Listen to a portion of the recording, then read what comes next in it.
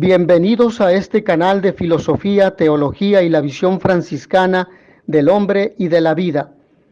Vamos a ver el tema titulado Explicación del esquema general de la celebración eucarística.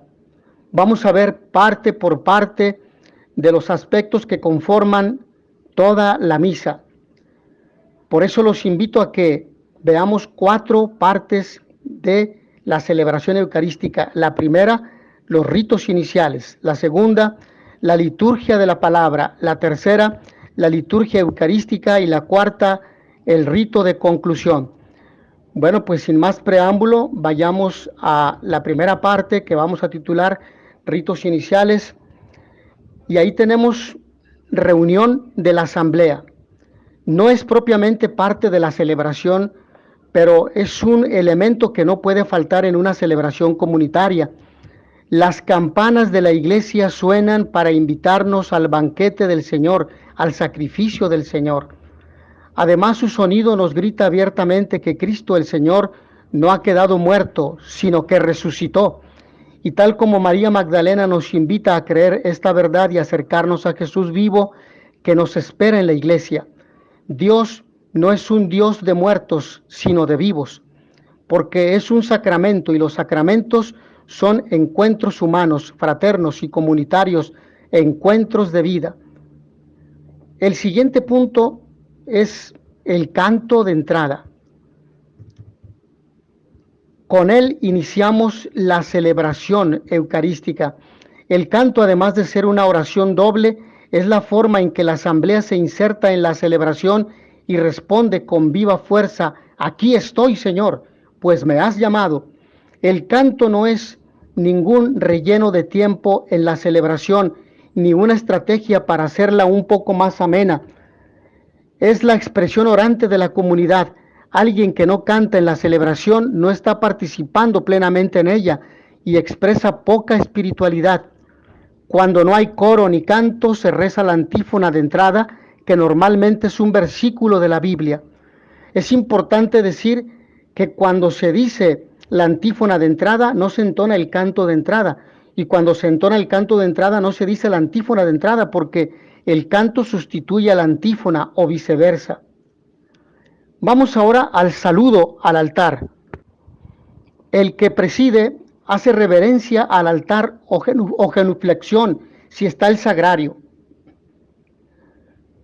Generalmente el que preside es, en la celebración eucarística, el presbítero o el obispo. Cuando no preside ninguno de estos dos, que lo hace el diácono o un laico, entonces es una celebración de la palabra solamente. Dicho eso, vamos al siguiente aspecto, la señal de la cruz. La celebración eucarística da inicio propiamente santiguándonos en el nombre de las 3 divinas personas, en el nombre del Padre y del Hijo y del Espíritu Santo, y la comunidad responde amén. Al mismo tiempo que nos bendecimos con la señal de la cruz, instrumento de nuestra salvación, invocamos a Dios Trino. Luego viene el saludo al pueblo congregado. Después de santiguarnos, el que preside la celebración eucarística saluda de esta u otra forma: la paz de Dios esté con ustedes. No es un simple saludo, sustitución de un hola, ¿qué tal? Buenos días, ¿cómo estás? No. El que preside haciendo las veces del mismo Cristo se presenta como Él lo hizo ante sus discípulos, con el mismo deseo de paz que solo se obtiene reconociendo la presencia de Dios, no solo en este momento preciso de la celebración, sino a lo largo de toda la vida del cristiano. El sacerdote no podría desear nada más grande a la comunidad, que a su vez le devuelve el saludo diciendo el tradicional: y con tu espíritu. Viene a continuación el acto penitencial, momento especialísimo en el que somos invitados a un encuentro personal con la misericordia de Dios.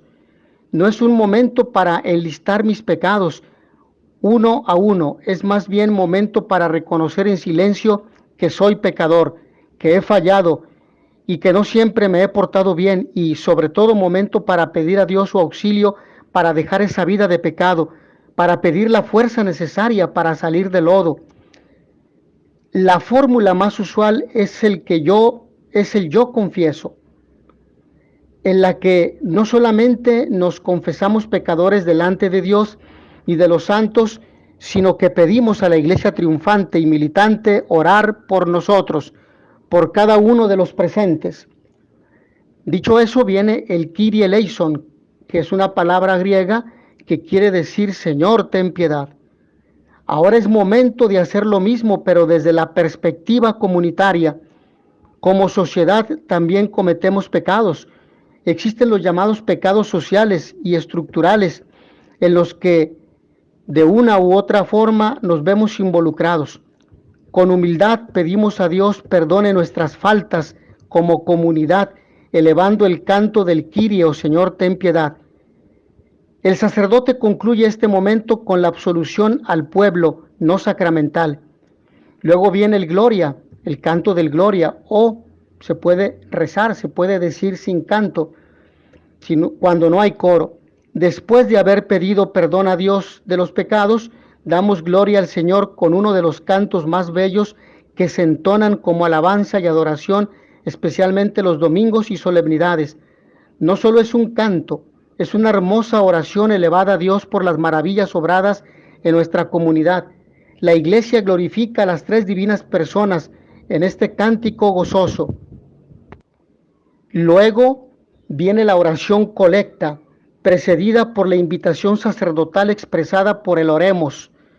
La realiza el sacerdote que preside, pero no lo hace a título personal, sino como su nombre lo indica. Recoge en ella las necesidades de toda la comunidad de fieles, aún de los no reunidos. Es una oración netamente comunitaria que vale la pena que los fieles escuchen con atención para entender mejor el desarrollo temático de las oraciones de toda la misa. Comúnmente esta oración va dirigida al Padre. El pueblo hace suya esta oración con su amén, que quiere decir así es, de acuerdo, sí Señor. Hasta aquí llegamos o concluimos esta primera parte, este primer capítulo, que son los ritos iniciales. Vamos al segundo capítulo o segunda parte, que es la liturgia de la palabra. Tenemos la primera lectura, preparada nuestra mente y nuestro espíritu con todo lo precedente. Nos sentamos a escuchar sin incomodidades la palabra de Dios que se nos proclama los domingos en 3 lecturas y entre semana con 2 solamente. El domingo 3 lecturas, primera, salmo responsorial, segunda lectura y evangelio. Y entre semana, primera lectura, salmo responsorial y evangelio. Este es un servicio ministerial, no presidencial. Por tanto, conviene que tanto la primera y segunda lectura, así como el salmo responsorial, lo haga un ministro, un laico o laica que preferentemente haya recibido el ministerio de lectorado. Esto es una adecuada preparación, distinto del sacerdote. La primera lectura dominical es tomada del Antiguo Testamento, entendiendo que nuestra salvación no es fruto de un momento o arrebato misericordioso de Dios. Es todo un proceso al que llamamos historia salutis, es decir, historia de la salvación. La obra redentora comienza desde el mismo designio creador de Dios. Las lecturas del Antiguo Testamento nos dan testimonio de la presencia de Dios entre su pueblo y nos da razón de la recíproca pertenencia de Dios y su pueblo. Tenemos luego el Salmo responsorial, o también llamados cantos interleccionales. El salmo es tomado de los salmos bíblicos, de los 150 salmos atribuidos al insigne rey David. Corresponde por lo general al sentido de las lecturas, de la misa tomada o de la fiesta celebrada. Puede ser entonado o leído, de corrido o en forma de responsorio. Esta última forma es la recomendable para promover la participación y la mejor comprensión de las lecturas en la asamblea. Rezar con los salmos es orar a Dios con palabra de Dios. Viene la segunda lectura, se toma del Nuevo Testamento y nos relata la continuidad de la historia salutis, es decir, la historia de la salvación. a partir del período llamado plenitud de los tiempos, que es la preparación y llegada de Jesús hecho hombre al mundo, el desarrollo de su vida oculta y pública, así como el desarrollo de la era apostólica que da inicio al llamado tiempo de la Iglesia. Viene luego el aleluya y antífona o aclamación antes del Evangelio. El aleluya prepara la proclamación del Evangelio. Se canta en todos los tiempos fuera de la Cuaresma. Es un canto de alegría y júbilo que generalmente va acompañado de un salmo o antífona a tono del Evangelio. Nos ponemos de pie mientras exultamos por escuchar la palabra de Dios. Viene luego el Evangelio. No tengamos miedo en afirmar que la proclamación del Santo Evangelio reviste una significación superior al de las anteriores lecturas, puesto que así lo enseña la liturgia al abrir este momento con un anuncio más solemne acompañado de una oración y bendición. Además se tiene otras muestras de honor a los evangelios, el evangeliario y su solemne procesión e incensación. La postura corporal para escucharlo dice mucho. De pie. Por esto se ha de tributar suma veneración a la lectura del Evangelio, la cual es realizada en la misa por el diácono o en su defecto por el presbítero. El ponernos de pie nos ayuda a estar alerta y es signo al mismo tiempo de estar dispuestos a poner manos a la obra ante la voluntad del Señor. Hacemos 3 señales de la cruz, en la frente, en los labios y en el pecho, significando el anhelo que tenemos de entender la palabra, amarla y ser capaces de proclamarla. Posteriormente viene la homilía, que quiere decir diálogo familiar. Se recomienda que no falte los domingos en las celebraciones con participación de los fieles y en las ferias de Adviento, Cuaresma y Pascua, así como en otras fiestas importantes. La realiza generalmente el sacerdote que preside. Conviene que sea una explicación de las lecturas escuchadas. Es también una extensión de la palabra de Dios. Al término de este momento conviene dejar un momento de silencio sagrado para la reflexión. La homilía debe ser breve. Entre semanas se recomienda que sea de 5 a 7 minutos y el domingo de 10 a 12 minutos. Viene luego la profesión de fe, que es el credo. Debe hacerse todos los domingos y solemnidades y en fiestas de peculiar importancia. Es la exteriorización no de una fórmula aprendida, sino de la fe que guía mi forma de vivir. Se hace en comunidad porque no es solamente mi fe personal, sino la de la Iglesia. La Iglesia nos propone 2 modelos, el credo niceno-constantinopolitano y el símbolo de los apóstoles. Para darle mayor solemnidad puede cantarse. Es también la respuesta o asentimiento que el pueblo da a la palabra escuchada en las lecturas y en el Evangelio. La Iglesia nació bajo la persecución, primero de los judíos y después de los emperadores romanos. A la muerte de los apóstoles, las iglesias fundadas por ellos se esparcieron por toda Europa, Medio Oriente y norte de África, con muy poca comunicación entre ellas y por tanto con el peligro de desvirtuar la fe apostólica. Fue por eso que, apenas otorgada la libertad religiosa a los cristianos por la conversión del emperador Constantino, los obispos de toda la iglesia se reunieron para poner con mucha precisión los artículos principales de la fe. Así, desde el año 325, en el Concilio de Nicea, fue redactado el credo que hemos conservado fiel y cuidadosamente. Lo recitamos de pie para manifestar nuestra adhesión gozosa a cada uno de sus artículos y como signo de nuestra misión para que todo el mundo crea en Cristo. Vamos a ver la oración de los fieles, o también llamada universal. En ella todo el pueblo congregado ora por todos los hombres. Las intenciones que se presentan tienen un orden preestablecido, por las necesidades de la Iglesia, por los que gobiernan el Estado y por la salvación del mundo, por los oprimidos bajo determinadas dificultades, por la comunidad local. Es conveniente que sea el presidente de la celebración quien invite a la oración con una monición y que otro ministro, el diácono de preferencia, haga lectura de las intenciones. Es necesario promover la respuesta de la asamblea para que esta oración sea verdaderamente eclesial. Con esta oración se concluye la liturgia de la palabra. Vamos al capítulo tercero o tercera parte de nuestra exposición, que es la liturgia eucarística o de la Eucaristía. Vamos a ver el primer punto que hemos denominado o que es la preparación de los dones o presentación de las ofrendas, presentación de los dones. En primer lugar, se prepara el altar o se traen a continuación las ofrendas. Se ofrecen pan y vino para el banquete, mismos elementos que utilizó Cristo. Los demás elementos que se llevan también son considerados ofrendas, flores, fruta, dinero, etc. Acompaña a este rito el canto de presentación de los dones. El altar y las ofrendas mismas pueden ser incensados. Pasada la incensación, el sacerdote se lava las manos, significando la purificación interior necesaria para la consagración. Para terminar este rito y abrir el siguiente, se realiza la oración presidencial sobre las ofrendas.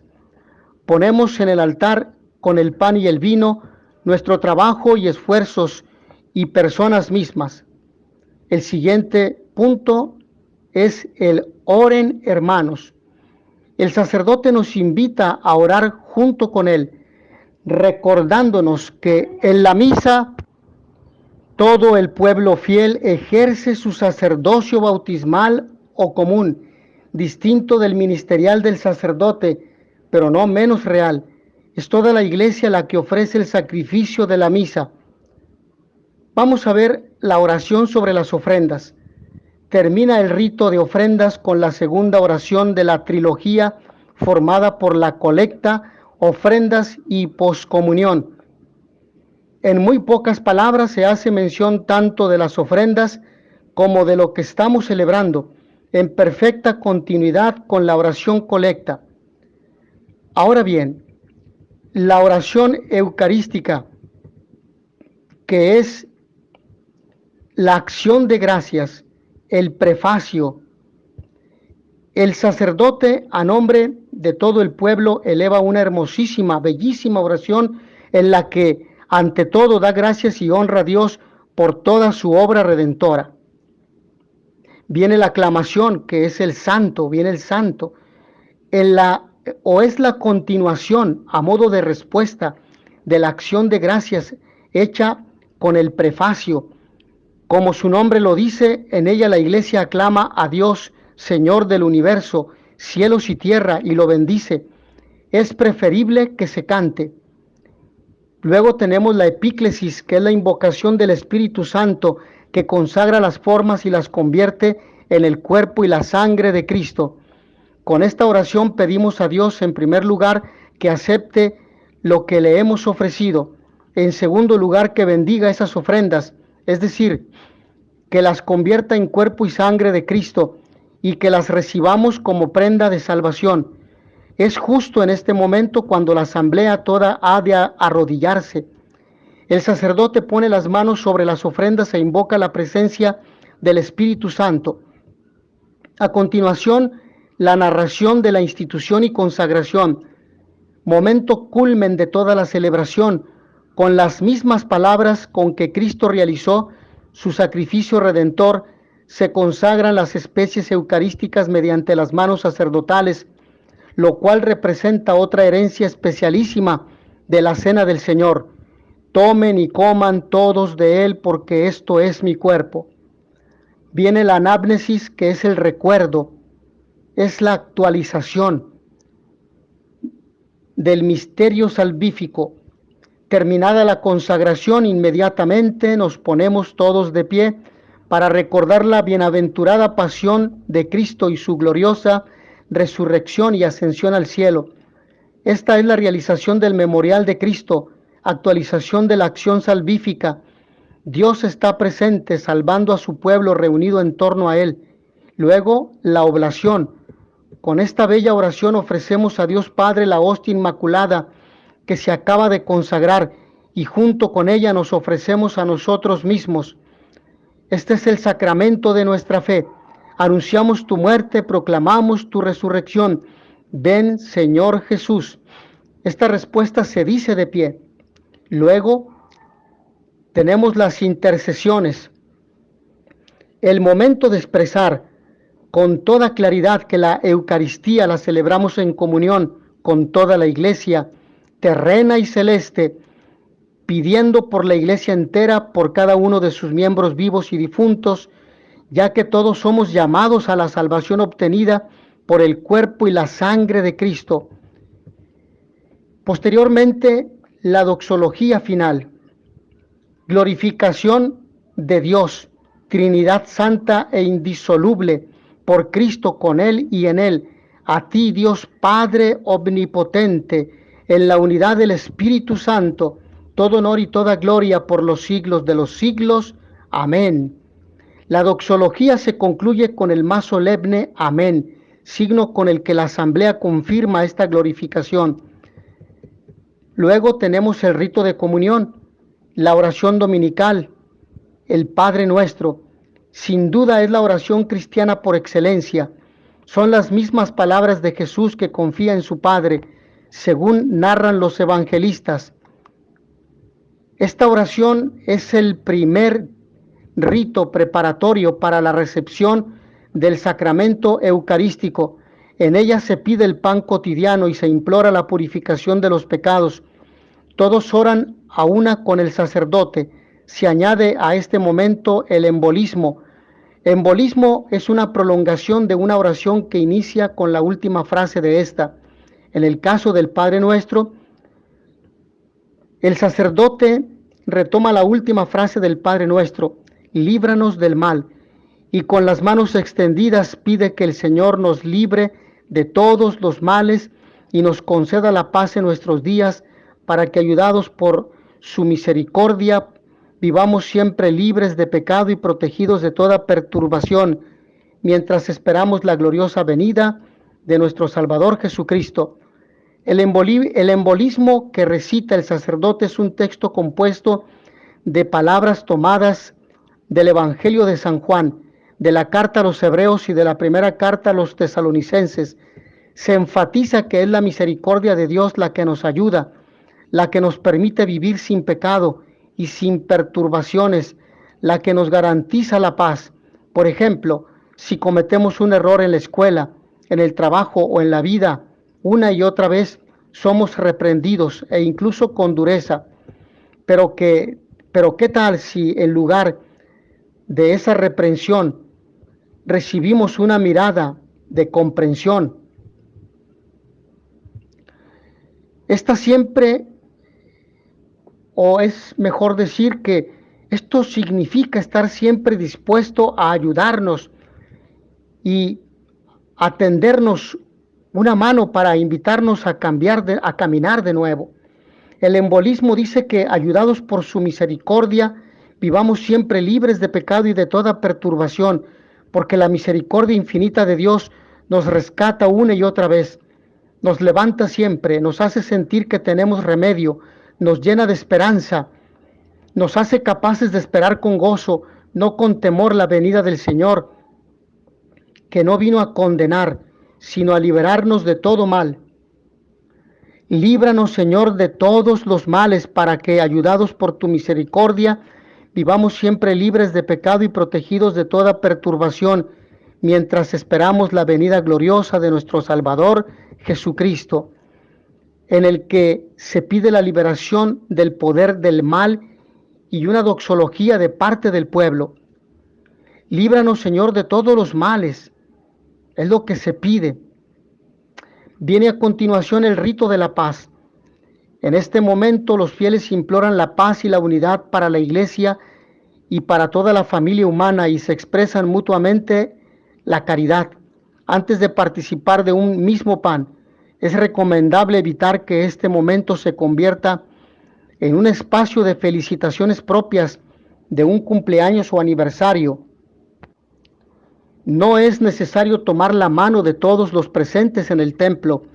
Mi saludo ha de ser para quienes tengo más cerca, al lado. Se trata de la paz que solo Cristo nos puede dar, no la paz del mundo, por lo que debemos sanar, reconciliar todas las disensiones, rencillas, envidias, desuniones, venganzas, guerras, etc. Todo esto contradice el Evangelio. Solo así podremos acercarnos correctamente a la Sagrada Comunión. Viene luego la fractio panis, fracción del pan.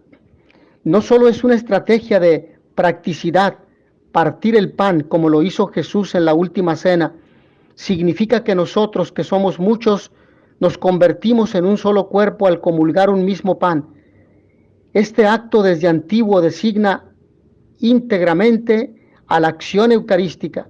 Luego tenemos la inmixtión o mezcla.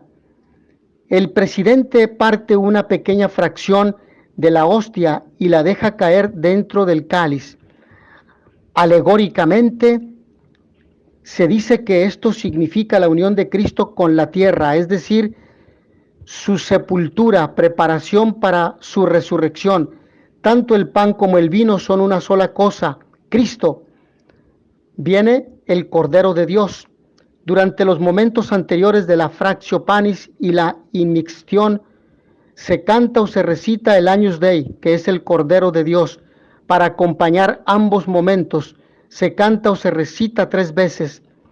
La última vez se concluirá con las palabras «Danos la paz».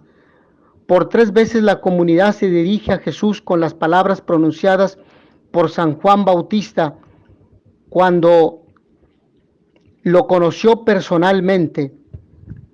Dios se encarnó precisamente para quitar el pecado del mundo y darnos su gracia. Viene la preparación privada del sacerdote. El sacerdote se prepara mediante una oración privada que dice en voz baja para recibir con fruto el cuerpo y la sangre de Cristo. La asamblea de fieles debe hacer lo mismo orando en silencio.